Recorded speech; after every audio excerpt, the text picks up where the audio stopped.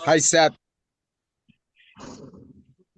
David, really Hello, Dave. exciting show today. We've got Seth with Omnicore here, and you're obviously still down in Brazil enjoying the real traditional life of living on an island and being completely enveloped in nature, which is amazing.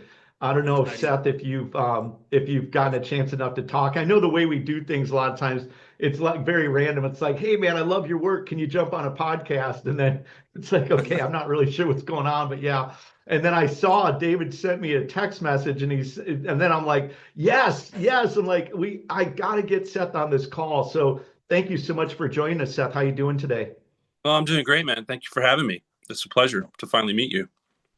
Yeah, you as well. We've actually known each other for a couple of years, and we're going to talk today about some really cool stuff. And Seth, as you can see, I love crystals. I love energy and frequency based technology. You are a master craftsman of some amazing technology, which we're going to get into and talk about. Which, as I was telling you before the call, um, there's literally fights in the office for the technology to go in people's offices. And although we sell these on our website, I find that the vast majority of these that come in, I can't let them go. And so then I start getting into stacking them, and we'll get into all that.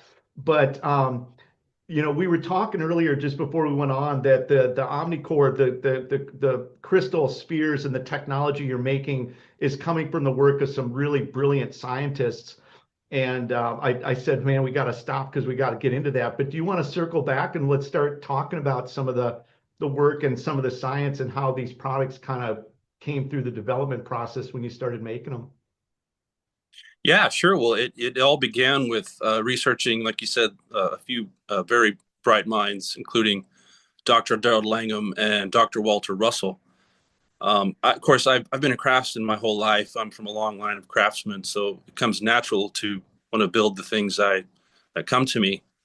But I've also been extremely interested in spirituality and science and where they connect, and why has the world tried to tell us that they're separate? Because I've always felt they're connected, and science includes the spirit, the consciousness as well. So finding the work of Walter Russell just connected all the dots. It brought it all together, and it's all about the wave.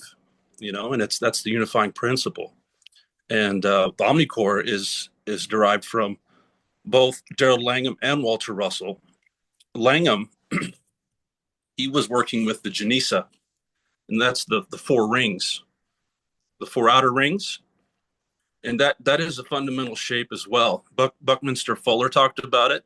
The vector equilibrium is for where it's like the perfect platform, the perfect container for all of existence to manifest. All sides are equilateral, equal spaced. It's the perfect platform for existence, the stage of life.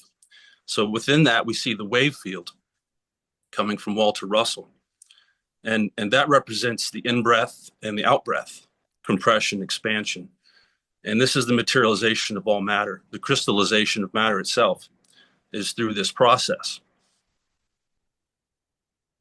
So when you say now, the other thing that's interesting, you talking about the outer vector, and when you have this outer shape right here, it creates, if you can see, it creates triangles, rectangles, and so it also, has other different shapes that incorporate into that. Um, Talk to me about Walter Russell and the whole theory of the wave and what the benefits of this outer part here that Langham was kind of working with. So Langham was a geneticist, and he was working with plants, and he called it the Janissa crystal.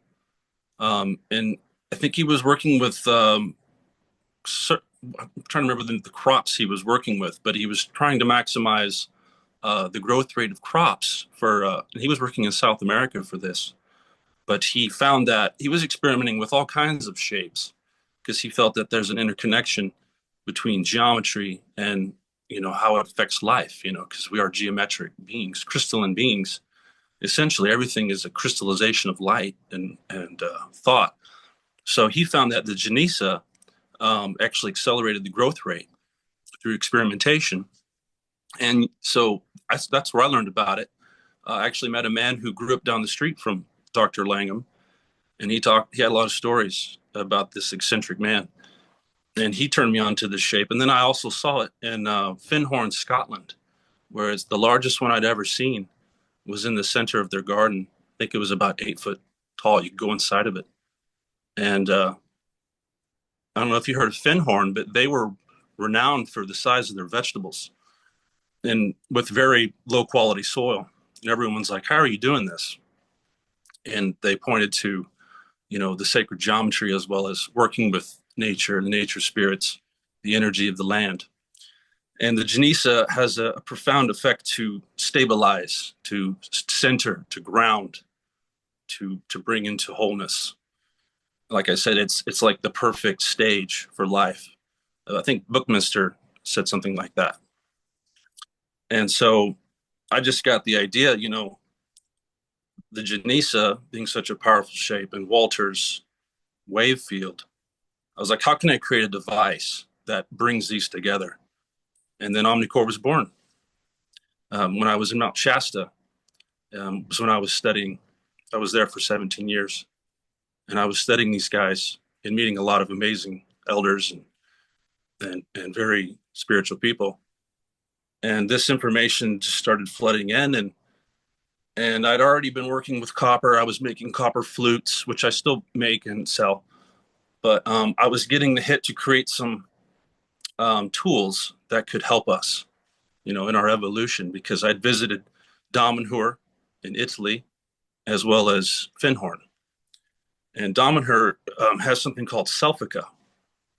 It's also the use of copper spirals and minerals. And I was getting the hit that I needed to create my own form of Selfica. And through the combination of Walter and Langham, I came up with Omnicore. And after creating one, I was just looking at it, holding it, trying to determine what it can do. I showed it to my girlfriend at the time, who's now my wife. I said, "What do you think of this art?" And she takes it from my hand and she holds it and she goes, "Oh, that's not art." She said, "That's much more than art." And she's a healer. She's an intuitive healer. So she almost instantly knew what it was for.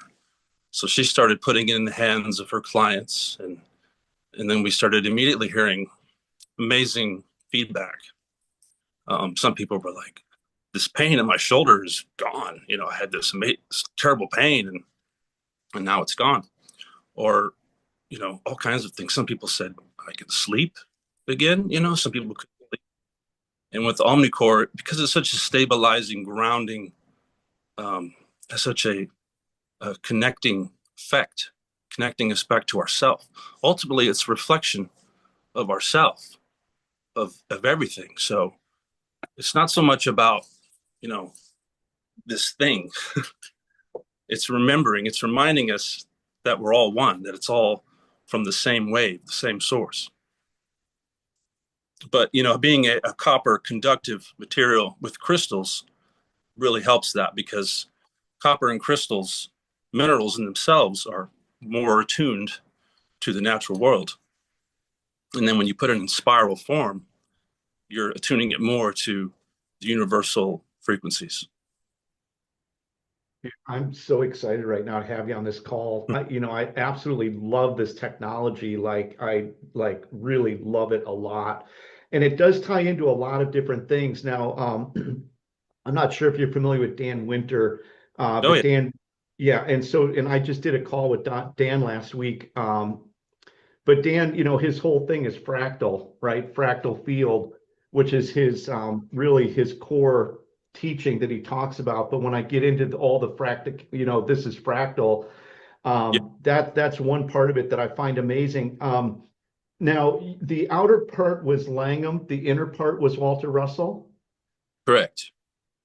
And so, can you talk a little bit more about the spiral on the inside and the work of Walter Russell and kind of what he found? Because, like, when you're looking at this, there is no beginning and there is no end. Like Yes. with the spiral, it's very intricate the way it's made. Um, we're going to get more into that because these are handmade. You make every one of these by hand. But Right. can you talk a little bit more about the power of the spiral and the work that Walter Russell had done? For sure. The wave, one of Walter's quotes was, when you understand the wave, to understand the wave is to understand the entire secret of creation. So once we can understand this complex yet simple dual process of inhalation, exhalation, compression, expansion, and we can step back and see the simplicity of creation through, like things like the yin yang. The Taoists understood these simple concepts of wave patterns and the interconnected nature of the duality, which is actually a trinity. It's it becomes a third when the two come together in this harmonious conjunction. And the two coils, it's actually two coils interconnected inside, and it's one continuous loop. But one coil is pointing in, which is compressing matter. So when planets are born, stars are born, when we're born, we're compressing at our poles. So we even have a spiral on the top of our head. And we have spirals on, our fingers and our toes. Matter is compressing from the poles. And then it slowly forms into a sphere. And then we have a spherical aura. And then it becomes more perfect, more refined as we become more elevated in consciousness. And then death is when that sphere begins to flatten back out. It starts out like an egg, becomes perfect, and then starts to flatten because the equator is the out breath. So, like the equator of the Earth, you can balance an egg on a nail, right? Mhm. Because flow is moving out. It has like a perfect equilibrium of balance, and that's where the out breath occurs, and that's where you see the outer coil around on the outside of the crystal sphere, and that represents the breathing out. So with that being said, with two coils and they're basically, is that like centripetal? Is there like a force then going down and a force going up into the crystal, the way that this is done? It's more like in and out, not so much up and down. Yeah. So yeah, it's coming in from both sides. So if maybe you've seen some of Nassim's work where it shows, two magnet forces being, it's almost like they're pushing apart, but they're also coming together. So this pushing, this pancaking together creates the vortices of this, the equatorial plane where the energy is pushed out. And that is the out breath. And that's why you see rings around planets. Mhm. And when suns expel, you know, matter, plasma, it's through the equators, and that's what becomes the planets. Walter talks about this too, about how planets are formed. And it's through the out breath of suns. So life begets life begets life. And there is no death. Ultimately, it's just a recycling of everything. So, the way that we originally met, there's this amazing video with one Dr. Michael Salla, right? Yeah, And there was a gentleman that was on the show. He was a guy that knew a lot about what was going on in Romania, the Romanian Hall of Records. Peter. Um, and I forgot his name. Amazing guy. He's got some really good books. Very, very knowledgeable individual. And he met you or saw you somewhere at like a art fair or something. Yeah, Peter. And the funny thing was is that if you look at this, this is really like this is very artistic. Like originally your concept of it looks good, but the beautiful part is how amazingly powerful and functional it is. And when he talked about it, what he had said, now we'll get more into this because I want to drill down even further on this. But the beautiful part about what this is all about is that you can interchange the crystals, right? And so this one right here, I believe, is agate. I've got agate, amethyst. I think this is the big red one right down here. We'll pull that one out in a second. these are like my toys, as you know, because Yeah, I love how um, you stack them. That you got me doing that. You turned me onto that idea of stacking them. That's a yeah, great. I just love it. And then they're like these massive antenna beams. And then I'm thinking, well, I want one crystal for each one, right? Because then I'll have, and then I'm taking all these pictures and then orders are coming in. I'm like, no, I can't sell these. I gotta have all of them, And which no, is, I had to teach myself how to let go because I'm always building stuff, and I hear you. but but basically the concept of what this does, which we're going to probably get a little more into now, is that the way that this geometric design is set up, it actually amplifies and sends the power of the crystal out in all directions. Yes. And I want to say 50 feet. I actually believe that some of these it's 100, maybe even 150. And I don't know if you remember that video, because when that thing came out and the word got out on what you were doing, you were impossible to reach because you were just slammed, right? Yeah. But his story was that when he came and brought this into his house, he had the rose quartz in there. Yeah. And he didn't even pay attention to it actually. He just put it in there because he thought, hey, it Yeah. looks cool. But But he because he. realized after 2 or 3 days, there was no arguing in the house. That power of that rose quartz, when it got into that environment in his home and it amplified and sent that rose quartz loving, harmonious energy out, everything was very calm and very peaceful. The dogs were all happy. Mom was happy. He was happy. And then he actually went in and said, it's funny because even my neighbors seem much happier than they normally are. And it's like, and then he was going into to the dimensions of what we were talking about and said, yeah, this is going about 100, feet. So it is actually going into their home as well. It was really creating this really beautiful, harmonious environment. So, do you want to talk a little bit about how the geometry of this actually is able to manifest or to expand the power of the crystal energy? Yeah. Well, the Janice itself is an antenna, an amplifier, and it has the field that goes out for miles. The big ones can go out for maybe a couple miles or something, but that was already in place. I had researched that about Janisa before I had built Omnicore, and I had people already were having amazing results just with the four hoops and using that in their gardens to accelerate plants for harmony and balance in the home. It was already a powerful tool, and I'm just like, you know what? Let's kick it up a notch, or maybe a few, with by putting the coil inside and adding a crystal. Because people would say, well, you can put whatever you want in the Janisa and it amplifies it. They might put photos of loved ones or their gems or whatever, but to put it right in the center with the coils, Sweet it's taking spot. a level, and you can adjust the crystals if you want, or you can keep the same one in there. It is interchangeable, which is, I'm glad you figured that one out. Some people don't go that far, but that's, you got an amethyst there, and that thing is amplifying the vibration of amethyst. You know,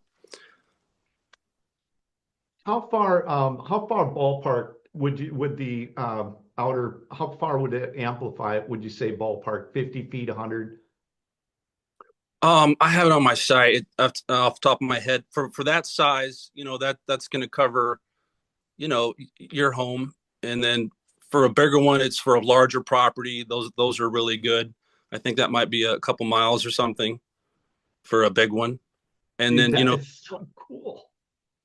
so I think Finhorn, that's the biggest one I ever seen. I can't even imagine how big of a field that thing had. But the bigger you make them, the larger the field that it influences. And yeah, I And love the not just the Janisa, but if you straighten those out, it's called the vector equilibrium or the cube octahedron. And that in itself is an extremely powerful shape. I built a large bamboo meditation pod with just straight bamboos, the same shape. And I meditate in that thing, and it's just profound, deep meditations. so, I said Walter Russell. I think I mistakenly was talking about Langham Yeah, I think so. um, when we were talking about, because when I first ran across these, obviously you're giving credit to Langham and Russell, And as we were saying before we went on the air, I didn't know much about these guys, right? I think they're from like the 30s, maybe in that era, late 20s, 30s, 40s, and and there's some brilliant, brilliant, brilliant scientists that were there. And I feel like one of the beautiful things about these conversations is that we're able to bring these people to light and bring their work to light and really give them the recognition that they deserve because they were masterful people and they really brought so much to society. And I'm so happy that, like a second or third generation person like yourself can take Yeah. that work and then build upon it and make these types of creations and really tap into the beauty of what these guys were doing. And for anybody that might have missed this earlier in the conversation, as Seth had said earlier, when these when these were put into fields, the agricultural growth was 20 to 25% faster than anything around it. So originally, when these guys were developing this, like with anything, and they wanted to test it and see what the benefits were, they were using the test subjects as plants and the growth of agriculture. Yeah. And that in itself is amazing. And then to hear about that really massive one, where was that really big one at that you said? Findhorn, Scotland, northern Scotland, the Findhorn Bighorn, community. Scotland. Yeah. And to see people, now where was Langham from originally? Do you know? Well, my friend, I'm pretty sure he was from Southern Cal, so Okay. I think that's where he knew Langham from. But Langham was, I think he was working in South America where he did all this amazing work with plants and genetics, and it was the sesame seed, I think, that he was experimenting with, in particular, um, and crops that there was working with the government, one of the governments of South America, to boost the crop yield, and with an amazing success. And he went on to do more spiritual things with Janisa and talking about how it affects us as humans. Not only does it affect plants, it affects all living things, because all things are following the same laws. And he went on to talk more in depth about the Janisa and how we can use it to expand our consciousness. That is really I mean, I could sit and talk about this all day long, but before I do that, I need to stack my things back up here. It's like for me as a big kid, these are my favorite toys to have in the office. Yeah. Um, Now, the thing also, Seth, and I know you're probably very knowledgeable about this as well, but then you get into the power of the crystals. And are you familiar with Dan Willis? It sounds familiar, but not so much. No. So Dan is a protege of Marcel Vogel. Okay. Yeah, I've heard of And Vogel. and Yeah, and for anybody that doesn't know, Marcel Vogel was an IBM physicist, and he basically, what we could say, just went off the deep end on crystals. When he started tapping into the power of crystals and crystal energy, Mhm. he went so far off to the side. He realized that these things were incredibly powerful. They were conscious energy. There was actually conscious, intelligent energy. And he just went so far deep into that that everybody thought he'd gone crazy. But in fact, like with many of these real intelligent people, all of his work now is being collaborated, and everything that he talked about in the 70s and 80s is actually now being proven that, in fact, he was right. But you get into these conscious, intelligent energy fields, plasma energy fields, obviously also being mindful, intelligent energy fields. A lot of the work that I do with Dan Winter is with plasma spheres, and they send forces into the center. We would call them centripetal. They hit. Um, they basically start becoming recursive. And as they do that, they tap into the DNA and they actually become mindful, intelligent energy fields, much like the sun and all these different things. But, when you're working with the power of all these geometric shapes and all this different um, fractal and all these different spirals, and then you bring the power of crystals into it, I mean, let's just be honest, Seth. I have these all over my house, right? And I would say 20% of the people will actually get the full explanation. 80% will look at that and go, that's beautiful. And I'll just shake my head and say, yeah, I really love those things. They're really cool. But a lot of the people that really appreciate and love it, a lot of those people, I really won't let them go too far deep into it just because, not that it matters one way or the other, but because I deal with so much technology, I love functional I love functional things like this that don't need to be plugged in, that don't, they just work based on the laws of nature and the laws Yeah. of physics. And then you bring in the crystals part of it. And, Yep. for anybody that doesn't know, my whole office is like everything around this desk right now is crystals. You can see some of the amethyst back there, but I'm Yep. completely surrounded by that. Well, do you have any other stories? I know you're talking about now. I didn't know actually. You were talking about your wife and some of the stuff you were doing, where you're literally putting the spears right on like a power or a pain point. But do you have other stories? When no, last night we were talking about lucid dreaming. I do want to get to the new stuff you're working on. I'm really happy that as a inventor and as a creator and as a spiritual person the quest to keep developing new technologies and keep working with all these different types of energy is growing and kind of that creative process keeps going on. But do you want to talk maybe about some Yeah. stories that you've heard also with using these? Yeah, sure. So, it's threefold. We have protection coming from these, we have manifestation, acceleration, and we have healing, regeneration. It helps with all three of these things because all three of these things exist when you have, a whole connected, unified field. And you can, um, these just happen naturally when you're in this state of, you know, divine equilibrium. All those things happen. So it gives it people whatever they need. It might, it might not be specifically for one thing, but it's whoever holds it helps them for whatever they need. So some people might say, "Oh, that pain in my shoulder's gone," or my hands were hurting, and we had a person who had arthritis. Uh, she no person bought it for her grandpa who had arthritis. He couldn't open his hands for like a whole year, and she gave it to him. She said after 20 minutes just sitting with it. I don't think he could hold it yet, but just sitting with it, she said he was able to open his hands after like 30 minutes. And it's these kind of stories, I'm hearing back from so many people, and each one different, unique. One person from India said, just during COVID, they'd bought one to protect their home from COVID, and they said that their particular block had no cases of COVID, which was like really rare and strange because all these other places were reported to have, high cases, and they attributed it to the Omnicore. Um, just all kinds of stories like that. And you can also connect these to grounding cords if you're looking to accentuate the protective abilities to shield the EMFs.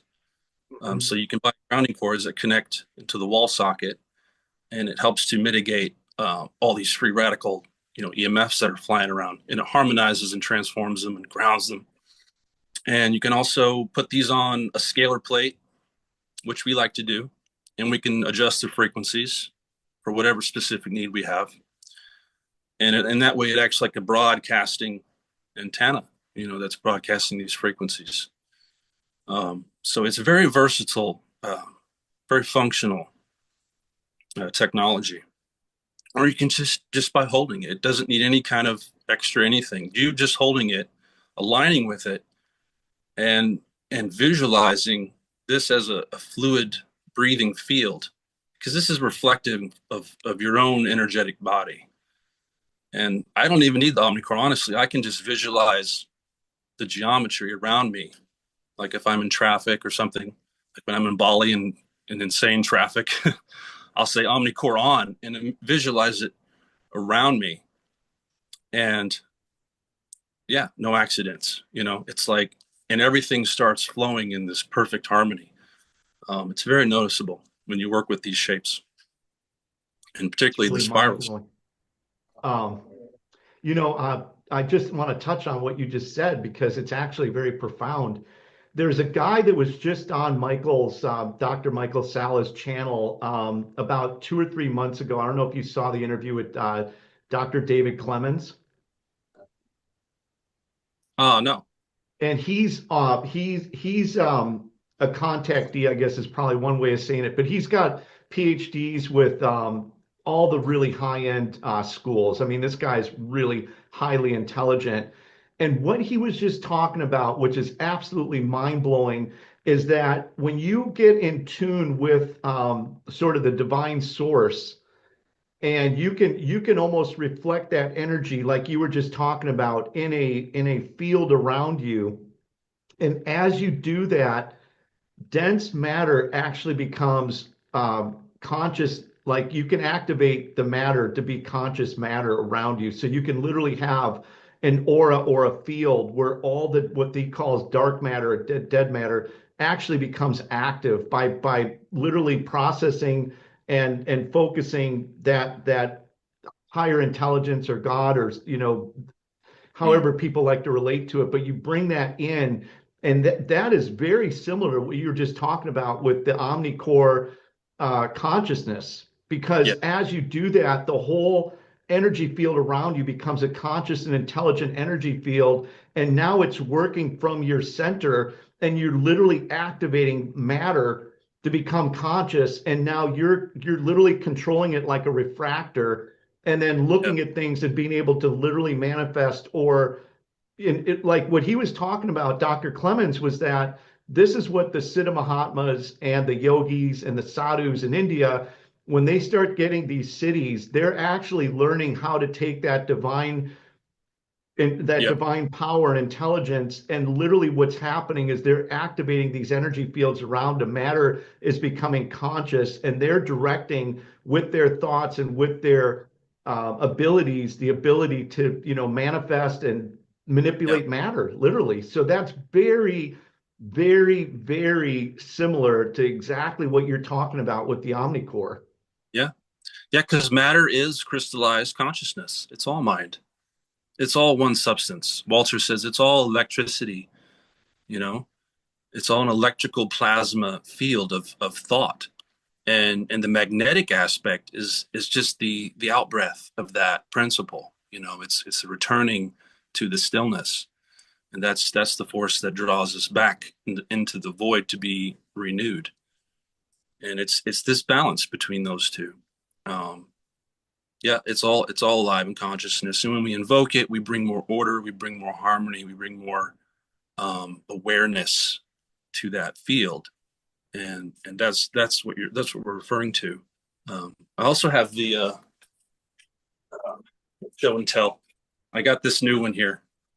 Man, you Can you sent guess? me a picture of that last night. I'm like, oh my God, that is amazing. That's the caduceus. Amazing. All right. Well, let's jump right into that. Tell me about that. Well, this is also symbolic of the Omnicore. We have the same principles being expressed. We Yeah. have spirals, this rising energy in the column of the spine.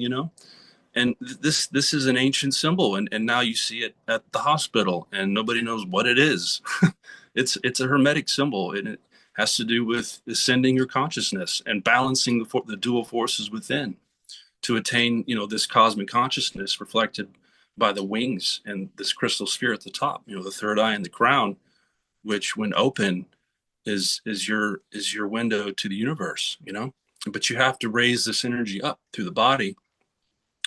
And when you stack those omnicores, this is also symbolic of each chakra within the body is an omnicore in itself. So they're like, that's the fractal nature. So they're just cores within cores within cores. And then around you have a large one. And it just keeps going like this. This is what Walter calls, the octave nature of the universe. It's just this um, Russian doll octave universe. And You, it's all, Seth, can you bring that back out so we can just break that down? Because at the yeah, very top, you've got that crystal sphere, yep. and then We, and then right below that, the rings, so this is a coil, a and coil, it's excuse me. it's kind of folded up like a bowl. it's a toroidal coil, and it's inside of the wings. So this is that, this is this open chalice that we receive, the cosmic light into the crown. And yeah, this is all symbolic for the human body, the caduceus, and that is the symbol of health and wellness. And then now it's used by the medical industry, but they don't follow any of those inner principles of understanding the body and understanding the energetic body, which is quite interesting. That this is their That symbol. cycles down, that Yeah, copper rod, it cycles down. Then at the bottom, you've got that massive crystal down there. pointed crystal here at the bottom. This can actually be used. I'm still learning what this thing can do, but you can hold it like this and use it to do energetic work on the body or just anything around you. And you can hold it like this to use it as a bit of an antenna to receive the information. Or we like to hang it over the bed or in the garden or anywhere, and it just kind of has a natural spin to it. Or you can put it on. So now I can really see the wings. Yeah, now I can really see the wings on that. Wow, that is so cool. That is Yeah, so cool. I love the fact that you're still like, and I guess just through the creative spirit of nature, you're like, okay, let me do this. And you kind of go in and like, that's the beauty of it is that there's that creative aspect to it where you can take these equations and all this knowledge and then figure out different ways to yeah. manifest And new toys. the amulet, which is also reflecting the same principles. All my things I sell are reflecting the wave principle with the crystal in the middle, and it's all a technology, and it's all mirror of the same things, fractals of the one. And that's how I see the caduceus. And I also have musical sound healing instruments, which are perfect because this is how sound behaves. Have you ever seen a what's the wave for sound? Compression wave? No, I can't think of. There's many types of waves, but sound waves move exactly like this. Yes. So I think we had a few messages back and forth last night, but you were talking about how you're noticing lucid dreaming when you've got that Hercules. Is that right? The Hercules, the new piece of technology, Oh, the caduceus of oh, the Hermes. Caduceus. But So you were noticing more lucid dreaming when you had that above your yeah, in your bed. and the dreams have been very lucid lately, very vivid. And so and all this technology works for that, and depending on the intention. But I didn't put this up with that intention. I just hung it over the bed, Yeah. thinking, "Oh, this will help the space." And it's great to just experiment with the stuff. For everyone, it's different, and be intuitive with it. Listen to what it tells you of how it wants to be used. There's no right or wrong with this stuff. It's really about tapping into your own intuition, your connection to source. But I do have instructional stuff on the website to help people, get started. Um, there's so many ways to use it, and it's always expanding. I have sound tuning fork wands as well for the therapists and healers who like working with sound, and those have been a big hit. I have one fashioned after a dorje or a vajra. You know what that is? That is an Indian. Yeah, it's like a Tibetan Yeah, meditation, but it's also mirroring this plasma scalar fractal universe. It looks just like the energy fields around a star. Um, so yeah, I have one of those. That's also a wand with a tuning fork. You can switch out the tuning forks on the end, but it's a tuning fork amplifier. It resonates. The whole wand resonates with the resonance of the tuning fork, which I discovered after I invented this holder that holds the fork tight into the wand, and it allows the vibration to move through the wand and resonate the crystals and the coils. and also put magnets in there too. And the therapists, they just love that thing. Man, that is so cool. I just absolutely love that. You know, when I back at the house, because I've got these at the house, these are the ones at the office. Back at the house, when we were talking about manifestation, I fold up dollar bills and put them in these. I write little prayers or little wishes and fold them up and put them in these. Like you said, maybe if there's somebody that I'm praying for, I might take their picture and put them Yeah, on these because these are really powerful tools for manifestation. yeah, And I have really seen some true benefit from that as well. right. Here at the office, not so much because they move around a lot, but at the house, you know, I've probably got 5 or 6 of them there too. And that is another really amazing use that comes with these. Yeah, Um, and they're almost like little, go ahead, I'm sorry. you can write little prayers out too. Sometimes we'll write a prayer on a piece of paper, fold it up, and stick it in there. Or if you're working on abundance, you can stick a few hundreds in there. You know, it just anchors that visual, that thought that this is what I'm attracting, this is what I'm calling in, you know, and this is what I'm putting on the altar of my life. And it's a great altar piece too. And these can be hung as well. I don't know if you've tried hanging these, but these are beautiful. God, Hang it from a fishing line.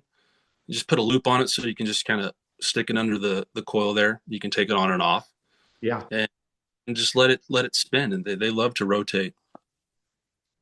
We had one yeah. in the summer on a solar powered mobile, and it was our first experiment with the garden. We wanted to do the whole electroculture thing. I've heard about electroculture. I don't know if you've heard about it, Mm-mm. but it's not just with the Janisa, but you can accelerate plant growth with just by creating like antennas, natural antennas, and grounding them into your soil. You're harvesting the electrostatic electricity in the atmosphere and bringing it into the soil and charging the soil. And this has been around since like the early 20s, and it was just kind of forgotten. But it's had people have amazing success with this. So we tried it last summer, and sure enough, I kept track of the whole progress, and it was pretty awesome. We had ripe vegetables before anybody in our neighborhood. We were loaded with tomatoes. People are like, "You got tomatoes already?" Yeah, it's pretty cool, and I recommend um, bringing it into the garden as well. And we're using a variety of things. We had an Omnicore, and we had a few what I call the Jed flowers in there, which is basically just a copper wire, thick one with like some flat coils stacked, kind of like the Jed pillar, the Egyptian Jed pillar. I was kind of modeling after that. And we had several of those just kind of stuck in the ground, like little stakes all over the garden.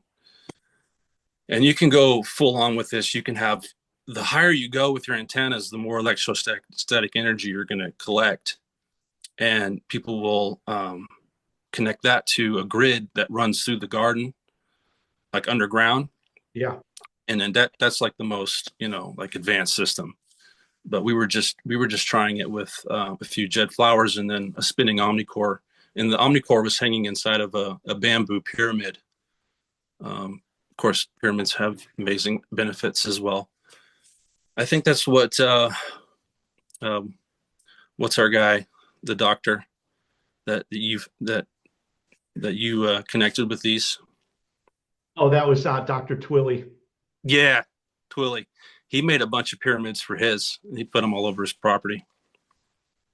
Yeah, They he's go just really amazing. well inside the Yeah, pyramid. that is really amazing. Yeah, Dr. Twilly was kind of like me. He's like, I don't remember. I think he ordered like 25 of them or some crazy number. More than that. Yeah, it was a lot. I was 30, 35. I mean, like he called me up and said, Sean, you're not going to be able to buy any for a while because I just put in a pretty big order. And I'm like, all right, man. Well, thanks for the heads up, Dr. Twilly. I love him. Dr. Twilly is a very, very knowledgeable person. We're going to have him on here eventually too. good. Um, he's just so rounded. It's interesting with him though that he's actually a a doctor, but he's very in tune with all the different holistic energy fields and all these scientists. I mean, Dr. Twilley is a very highly intelligent guy. And even though he has that traditional medicine background, I love he that. yeah, he integrates all this into what he's doing, and very rare, but a very much of a role model too. And Yeah. his story is that, traditional medicine almost killed him, quite frankly. And he Oh, got really, really, really sick. And he said, "Look, man, if I don't break away from this, I don't know if I'll pull out of it." And then he went in and started resourcing a lot of the knowledge and information he had with, energy frequency, holistic, herbal, and he pulled himself out of a very, very, very serious situation, which, mm, he said that he would have never survived had he gone the route that was the traditional, this is what you're going to do, and that's all we can do for you kind of thing. And so he's, as a guy that's come out on the other side, he's still very respectful and still does a lot of the normal things, but he's got a lot of other, he's yeah. got a lot of other options that he'll bring into the equation to get the Branched out. best possible outcome.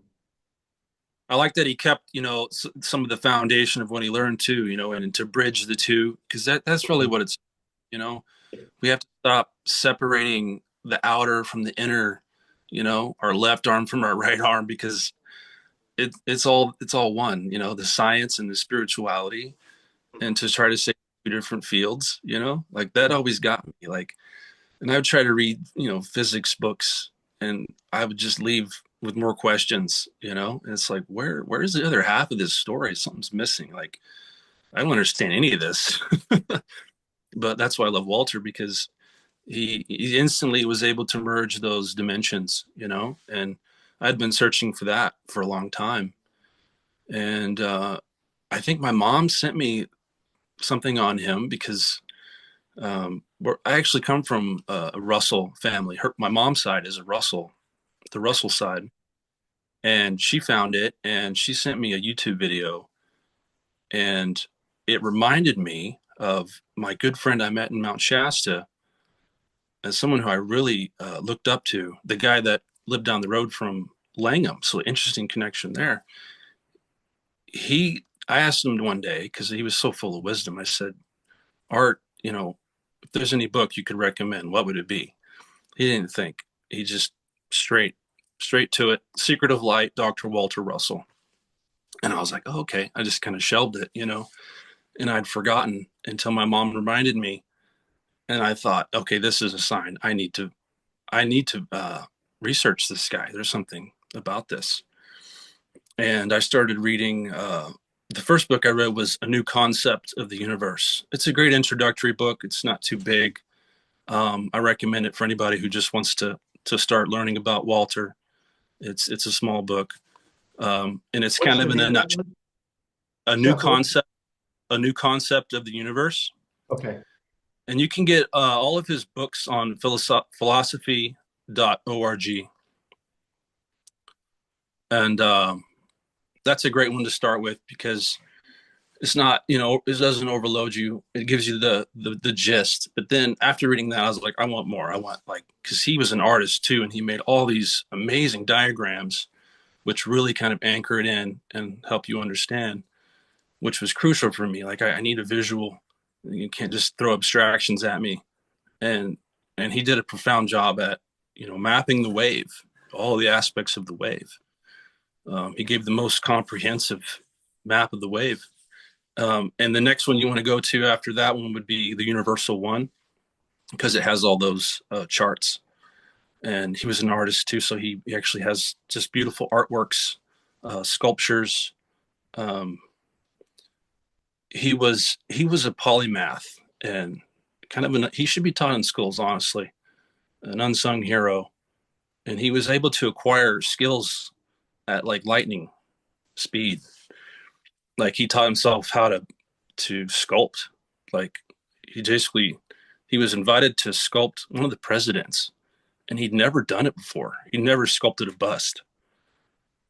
And he said, I just, on my way um for the visit to go do the sculpt, I just tuned into God, and It's like when you visualize something so many times before you do it, and it just happens in perfection, even though you have no training. And Hmm. he said the genius is self-bestowed, which that was a pretty profound statement. And mediocrity is self-inflicted. And most people think, oh, I gotta have this gift. Like, I don't have gifts, because they don't realize they can give it to themselves, you know? They can manifest their own gifts and create them as they need them. Yeah. Yep. It's true. And that's how, a lot of my gifts came, just from intuition. And of course, watching nature was a very crucial part of that growing up. The same with Walter. We have parallels as children. We would spend a lot of time in nature and just observe nature, because it's all written there, you know. If you could just observe everything around you in nature, it's all there. None of it's a secret. It's just a matter of, being able to see beyond the surface. It's interesting because just recently you say that, and there was pictures of trees, and the pictures of trees were exactly the same as the bronchial parts of your lungs. There is absolutely no difference. The way the shape and the structure of the tree is the same as your lungs. And then there was another one that was solar energy or plasma energy fields, and that reflected another entire part of your body where the exact same structure is there.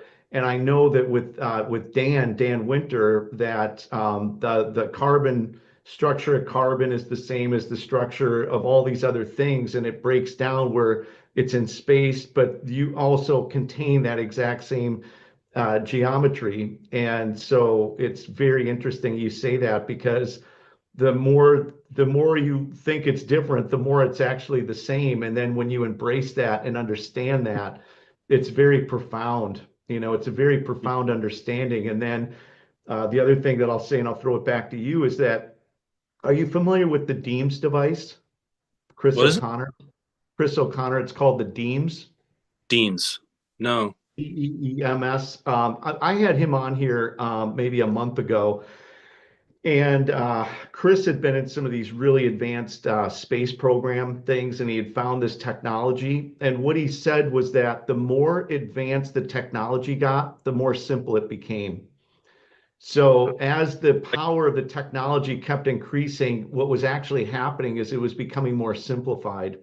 Yep. And he said that the one thing that he learned in all of his years in these programs, being around very sophisticated technology, is that the more powerful it got, the more simple it became. And I thought that was also a very profound statement, which ties very much into what we're talking about here today, which Yep. is fractal geometry, energy, frequency, all these different things.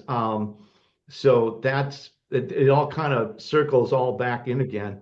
Totally. Yeah. One of Walter's charts is this divine pendulum. It swings from complexity to simplicity, and how they're so intrinsically connected.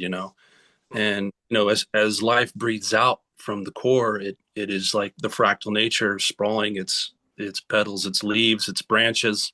That's the complex nature, seemingly separate but always connected. The trunk always connects all the parts, and it's always rooted in this unseen reality. Walter talked about the stillness. He said stillness is actually the ultimate reality, and that's the illusion. All this motion is an illusion stemming from stillness. Stillness being the foundation, or the underlying glue, because all waves are centered with, right, the still center. There's always that column of stillness, and that's like the fascia of the universe connecting everything. I have to, Seth, man, thank you. David, there couldn't be a better segue for the point zero zero absolute, brother. I mean, like, this is like the very first, we're on our 20th podcast, but the whole thing started with point zero zero absolute, which David is very, very well versed in and understands very well. And Seth, you just segued right into the point zero zero absolute, which is the what we call the gateless gate. That's where everything, and that's where you get into Akashic, and you start getting into that still point where everything emanates from. David, do you want to jump in? And we're getting close to our hour, maybe right around the hour. I know we try to stay on an hour, but I do want to have you jump in, David, because you've been a little quiet. I know you're enjoying this call so much, but jump in there, brother, and let's build on that, or let's get into that for just a minute. Right. Great. Yeah. Thanks, Sean. I've been sitting here. I was trying to think, how could I be like telepathic right now as Seth was talking, not just Seth, but you also, and all these things with like everything he was talking about. I was like, oh my God, we can help you. Oh my God, we know that. We solved that. We did this. We did that. The excitement for Seth.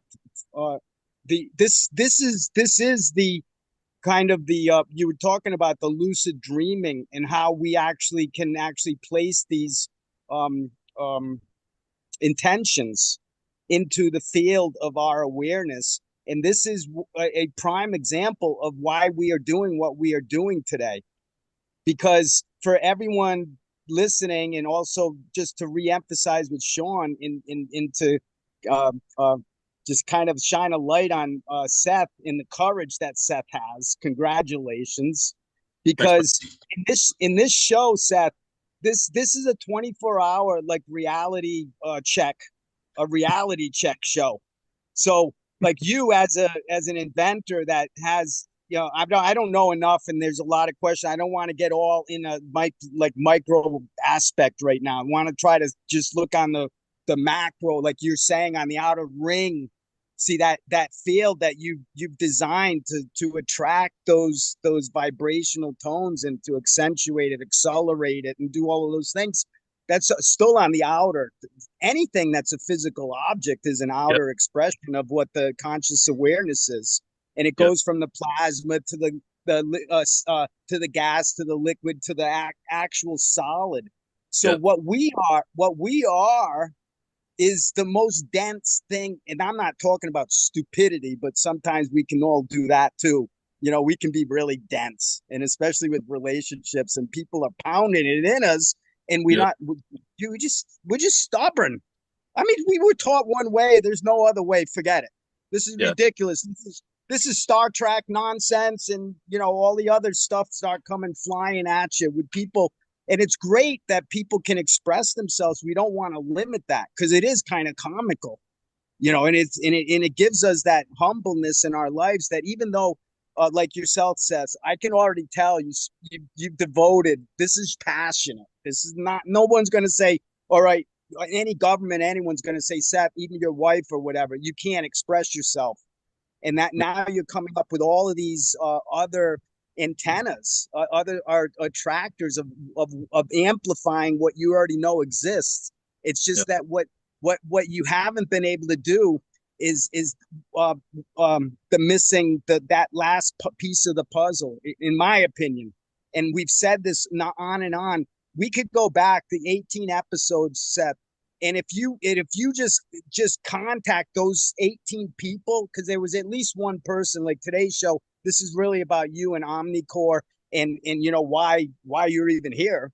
But Mhm. obviously it made it easy for me, because once I was aware that you know Sean, then there was that trust. There was like, okay, there that's a crystallization. That's a Yep. point of light. We need to maybe polish it a little bit, and really come to identify it. If we can replicate it, if we can synthetically do that, that's what we're doing in science. That's what it's all about. But it's not to take away from the creativity. And see, that's where like coming up next week on Friday, I mentioned to you and everyone, in really the kind of the push and pull. It's both push and pull for me. Right? I'm in the center of that sphere, like you said. Put yourself right in vector equilibrium. That's the only way you're going to survive. When Yeah. you put yourself in the eye of an hurricane, just don't try to go to the edges until God dissipates that energy, and then Yeah. you can go out and see the sun and the rainbows. So this next week is going to be so incredibly like I don't even. It's not even a way of defining it. Which Mm. is, this is a festival coming up called the Hibernation Festival. It Ah, starts on Friday of next week on the 21st, which is like Lucky Charm Day. I mean, it's like 21. All right, let's open this baby up. Let's get all of these controversies out once and for all. Let's have open disclosure. Let's have um um Article 5. You're in the. Do you know Article 5 by any chance? I don't want to go up on two, but this is pretty important. Article 5 of the U.S. Constitution says mm. that we, the people, can convene and call for an open convention at any time, not during some election that's some hypothetical bullshit. You know, when our country is in stress and in trauma and people are dying and immigration, this, that, and all of the whatever. I don't even want to like point fingers because when we stay at vector equilibrium, we can witness it all. And, Yeah. and, and it's shocking. It doesn't mean that, oh my God, everything is like positive. Because some people, I know even Sean has said in a couple of other areas in conversation that, it's the idea is to basically take away, transform all the negative in our world. Mm. But that's not a reality No. because the energy flow, that toroidal flow, the ancient flower of life, this is primordial. This Yeah. goes to the original biogeometry of who we are. Yep. See, right now we are acting at the most intelligent form of any species because we have this technology. This is great. And so far we haven't been censored. And from what I understand, we're kind of rolling, kind of Yep. like a snowball, where organically we are growing. And we're doing it so fast that the fruit that we're bearing is so large and juicy and delicious that people are like, they're scared. A lot of the people that come on the show, even though I'm saying, let's talk to each other, the 18 people prior to you today are all your friends and colleagues. Everyone has something positive to offer you right now to solve maybe like a financial thing, like in any inventor or artist. There's times and periods of trouble. And if we can neutralize those waves in your Yep. life so that you can come to that stillness. Because Yep. even Einstein said that intelligence has two components. The first one is only 1%. Okay. And there's only two. So the other one's 99. The 1% is what we focus on in our society, which is IQ, our Mm. intellectual quotient of us, of our ability to integrate, assimilate, and actually create and invent and do all of those things. That's only 1%. And Einstein realized this. So whenever there was a difficult moment, challenge, or some problem to be solved, always went into silence. Because the second component of intelligence is the silent intelligence. And that is only in the stillness. The And knowing.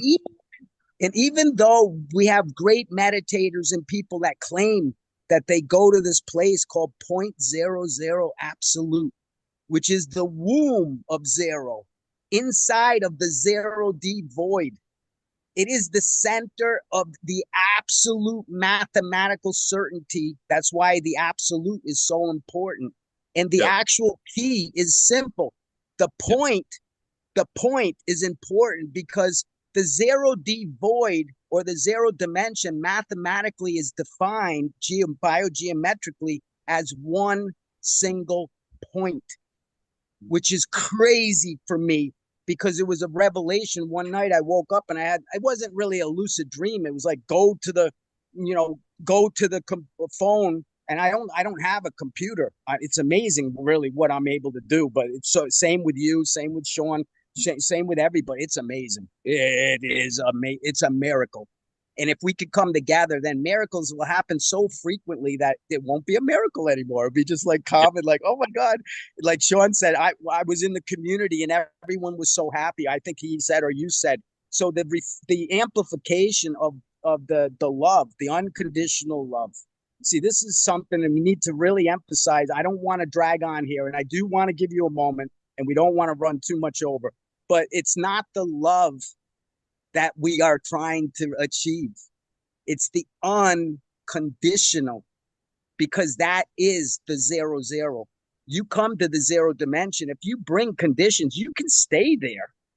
You can meditate. You can be in that field and you can feel stuff and whatever, but you are not optimizing. When you are not fully charged, you can have all sorts of inspirations and dreams and ghosts and all sorts of whatever, whether they're illusionary or whether they're real, doesn't matter. It doesn't matter. They you know what I'm saying. So even like one of the episodes a couple of days ago was with Robert Lyon, who's a film producer, and Jennifer, who's a channel medium, and they just made a mini doc series and also a full doc called Past But Present. And you talk about the idea already about dying. And the whole idea of your work is there is no death, there is no beginning or end. I mean, in the form that you're receiving, that inspiration that you're sending, it depends on everybody. And it doesn't, like you said, it doesn't have to be that physical object, because for you, you know how to get to that 0.00 absolute. You just didn't know, maybe, or it wasn't as easy to define it as that. And that's the thing that you asked about a book, and I'll end on this. You asked about the best book that one, I think it was Russell, would quote. And for me, it was a book about secrets, but it's actually a book by Osho, and it's called The Book of Secrets. Because in the Book of Secrets, my interpretation, it includes everything. And I haven't read the book, by the way, that you mentioned, so I'm not going to be like prejudgmental or anything like that. But in the Book of Secrets, Osho, and this is how I learned about 0.00 absolute, Osho was the one that actually brought that to the awareness. It was that creative combination of having a person that's actually dead, like speaking to me through his work and the words that he wrote, or like for you, Seth, it's somebody making that connection. When they pick up that globe, they're actually connecting through you. So the antenna is the artist. And ultimately, if we teach everyone to be your own artist, you don't have a dependency on anybody else. And we never really have. So thank you so much. I know we're a little bit over here. So we're gonna continue this hopefully as much as you want. But I really believe what we're doing here, Seth, is really good, because it is an incubator. It's a 5D innovation scientific research laboratory that is not really a physical. Like I said, we do have a physical location where I am. We are Airbnb super hosts for over 15 years, over 60 years of history here on this island. We're only 1 mile from the coast. We have a captivated audience, a controlled environment. We have everything. We have a franchise model. We don't right now. I'm gonna stretch a little bit. I'm gonna say that we have you. Do we have you? Are you in? Are you in? No, I mean, you piqued my interest for sure. I mean, when you said island and community, and this is what I live for, and I've traveled all over places, all over the world to different places like this for the inspiration and for the community. And, it tends to come and go. It's a bit transient at times, but we're all still one. We're all still working towards one goal. But, lately I have been missing that family element, that community element. With my father now in Indiana, the Midwest, where it can be very dense. And we're just looking at our next steps. My wife and I, Portugal is on the list, and I'd like to check out where you are. Whether or not I'm in, absolutely. I was born in, I think. I really appreciate everything you said, brother. It's really excellent wisdom and reflection. 100%. Incubation period. I mean, I think a lot of this is just the beginning stages of something much, much greater. Omnicore itself, it's just it's a permission slip to be ourself. And there's more technologies that can be developed on this principle that can liberate humanity. I'm looking forward to meeting my kindred spirits to stew on these, and ultimately to find the soul of ourself. That's the ultimate goal. Yeah, it's within. Love that. And Seth, I just have to chime in, brother. You just stay in that creative play box and you just keep coming out, because I will tell you that when it comes to passionate, like when you are creating this stuff, I don't want to speak on behalf of everybody because I know you've got a huge fan base, but dude, I love this technology that you're creating so much. I can't even put it in words. I've got it all over. We'll have more. I'm going to talk to you after we get off this call because I need to stock up some more stuff here. I want to get that latest piece of technology, but I'm your biggest fan, or at least right up at the top of the list. I want to do everything I can in my power to help you distribute the technology and sell it so you can do what you're brilliant at, which is being that creative play box where you can just keep, just letting these data drops come in and figure out ways to keep manipulating and playing with all these energy fields. And like you said, make the world a better place on so many levels, right? On so many levels, mental, physical, spiritual, right? Because this technology goes into all three of those. And as I said, and I'm going to say it one more time, and I'm going to throw it back to you to finish the call. The beautiful part of it is that we're giving credit and shining the light on really some brilliant, amazing people. Walter Russell and Langley, these other people that were, brilliant scientists that history somehow has, moved away from, that very few people, even myself, until I stumbled upon your work, really didn't know about. And so it's really a tribute to these early pioneers, to the work that they've done. Yep. And for somebody like yourself that's gone into the history books, that's been fortunate enough to find these mentors and these people at Mount Shasta that knew about these people that have turned you on to this work, and to Hmm. come full circle with that work and really be able to take what these guys did and said, look, man, you guys did some great stuff. Now I'm going to take it and I'm going to get it out to the world. And I'm so grateful for everything you do. I love your stuff. And with that being said, go ahead, give us a last word. And then once I do hit pause, just stay with me for a sec because I'd like to talk to you for just a minute after we get done. Sure, Sean. Thank you. As this has been a pleasure and an honor. Yeah, we have to honor our roots. We have to honor, where the wisdom, the lineage of wisdom, and where it all started. And you can trace it very far back. And there's the law of correlation in the Hermetic tradition, and everything is correlating. All of these ancient texts, all of these masters, these wisdom bringers, there was a core message. The omnipresent core message of all of it is essentially the same. And that's something we need to carry the torch on and to continue to grow, to water. And ultimately, I like to liken it to a tree, the tree of life. It's a symbol that will never die. And without the roots, there is no foundation. You can't stand. And without the column, you can't reach, into new dimensions with your branches and fractal out into new systems. So, yeah, ultimately we have to honor our ancestors and those before us. And I'm so grateful for Walter and Langham and everybody along my path, the hero's journey. I also love Joseph Campbell's work, such an amazing connector of dots, right? I mean, we have to be able to see the hero in all the thousand faces of everything. And that's what we're reliving, the great journey. So I really appreciate this time with you today. And I'm sure there's much that can come from this. And I look forward to a future working with you. Awesome, brother. Thank you so much, David. Another great show today, sir. Thank you so much once again for everybody. Subscribe, share. We're going to have all the information down below in the description. And Seth, once again, man, thank you so much. Thank you. Appreciate you guys.